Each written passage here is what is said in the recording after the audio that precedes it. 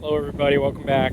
Today we are going to be replacing the brake calipers on this 1998 Nissan.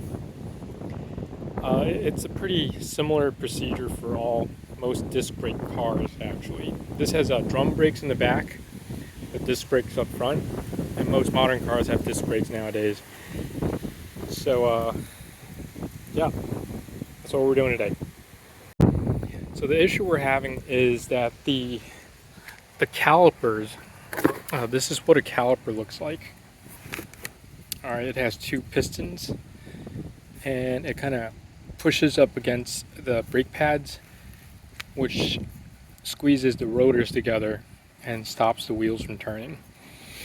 Now this is the hydraulic input and output. There's only one. And these are the structural components, This slides back and forth, and right here, that's where the pistons are. Pushes up against the pads. So this one, I forget whether it's this wheel or the other one, but my front disc brakes are sticking.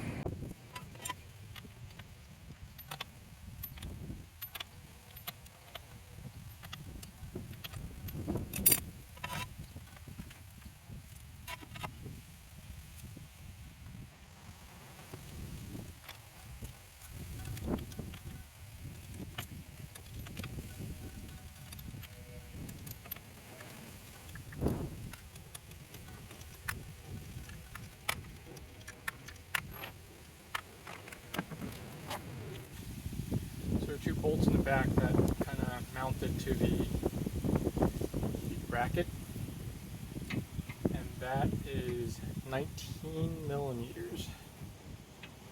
I'm gonna go get a mallet.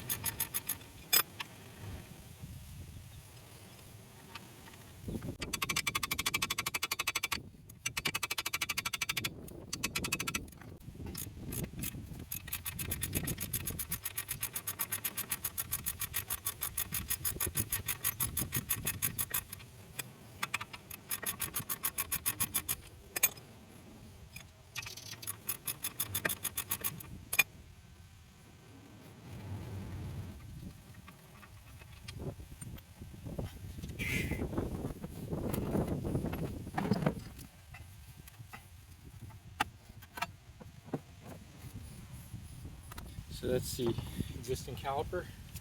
Now bear in mind the top bolt is longer than the bottom bolt, so we gotta make sure we get that right. So now we have that dismounted. This is the rotor for the wheel, or for the brakes. The rotors appears to be in good shape, but the caliper is the actual caliper. And inside we're going to recycle the pads, so that way we don't have to redo everything. Alright, so take the pads off. Very simple. It just slides on. So this is the outside. This is the inside. It slides along like these stainless rails. We don't have to recycle these because we're gonna have new ones for the yeah, we're gonna have new ones. I don't know if you could tell from the camera, a little bit of a kind of gasket wear here. I don't think that's what's causing the stickiness. Regardless, we're not gonna fuss about what's causing it. We're just gonna replace it. Alright, so this is replacement right here, but as you can see, this is for the other wheel. So we're going to have to grab the other one. Here's the equivalent caliper.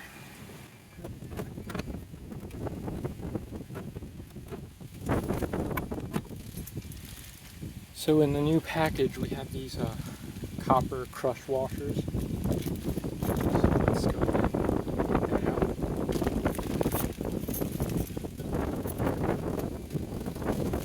These over here are the new aluminum rails. The brake pads will ride on.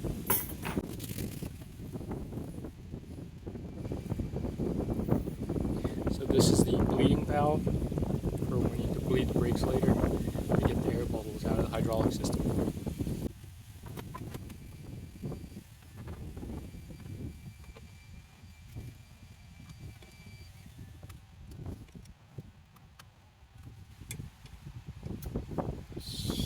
For our brake fluid release nut, it's a number 11. Very odd size. Oh well.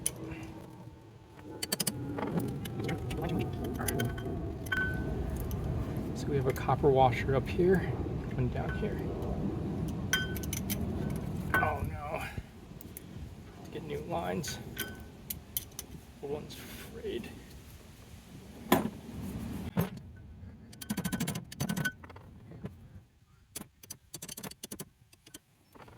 Best working surface here.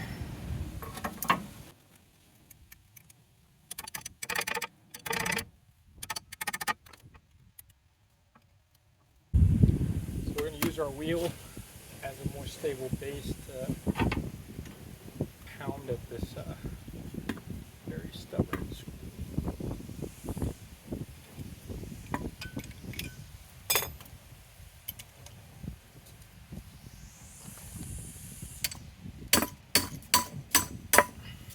Go.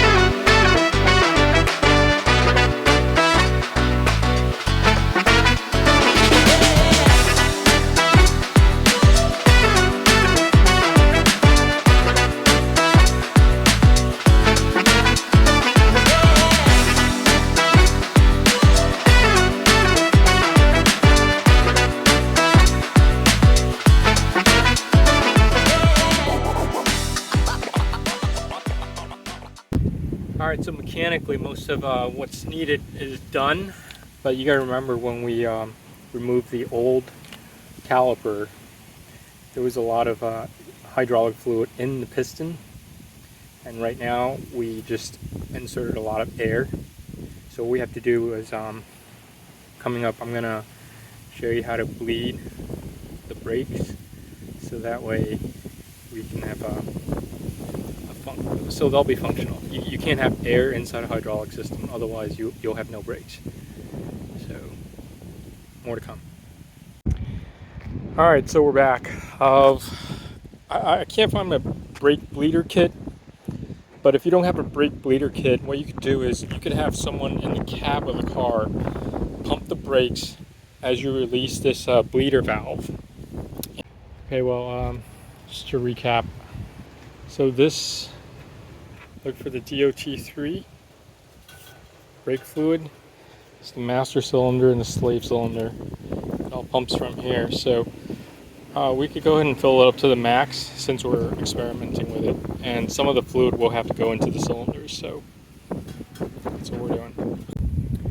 Alright, so I have my dad sitting in the pilot seat right now. And I'm going to open the valve and ask him to step on the step on the pump the brakes.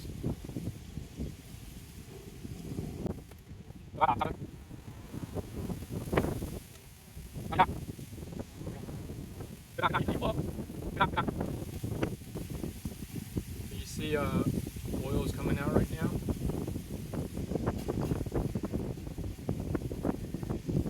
So that should be good.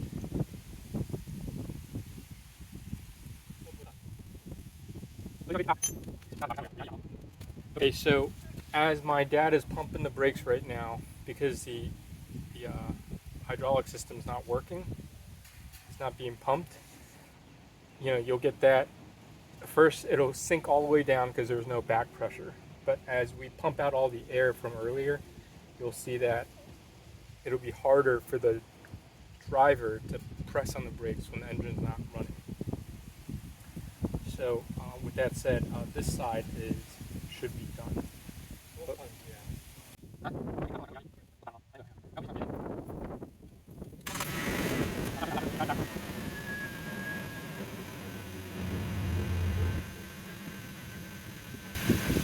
So I don't know if you can see it from the camera, but when the brakes are being applied, the hose will flex a little bit from the hydraulic pressure, and these two pieces of metal will flex a little bit. So, look at that. Yeah, I don't know if you can see the flexing action. So this side is done. We're going to go to the other side.